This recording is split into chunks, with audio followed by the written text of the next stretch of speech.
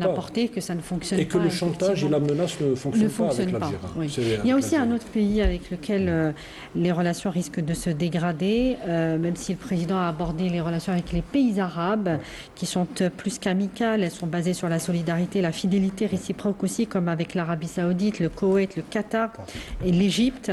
Mis à part un État qui sème le trouble, comme le dit le président de la République, qui sème le trouble, pas que chez nous d'ailleurs, le trouble et l'ingérence dans plusieurs régions du pays. On comprend qu'il s'agit des Émirats arabes unis. C'est même qualifié de micro-État. Micro-État.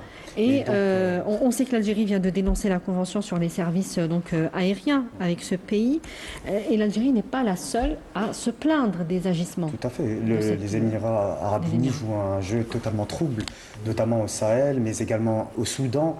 En Palestine occupée, avec son soutien inconditionnel pour le régime sioniste. C'est plus qu'un soutien, c'est un allié. Voilà, un allié de facto du régime génocidaire sioniste, mais également dans la région, avec son soutien pour le régime colonial marocain.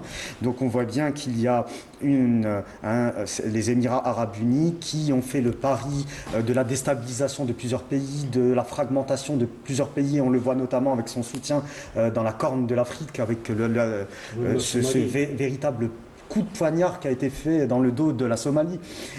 Donc les Émirats arabes unis jouent un jeu trouble, comme je le dis, et sont même dans une forme de traîtrise quand on voit qu'ils soutiennent également des mouvements d'extrême droite en Europe.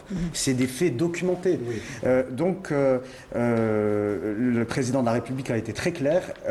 Les relations risquent de se dégrader. Voilà, davantage. les relations, je pense qu'elles sont dans une phase de dégradation claire, nette et précise. Et ce qui est intéressant, c'est que le président a dit à l'attention d'Abu Dhabi de ne pas forcer Alger de faire regretter le jour où on les a connus. Donc le message est très clair. Oui, il ne souffre d'aucune ambiguïté.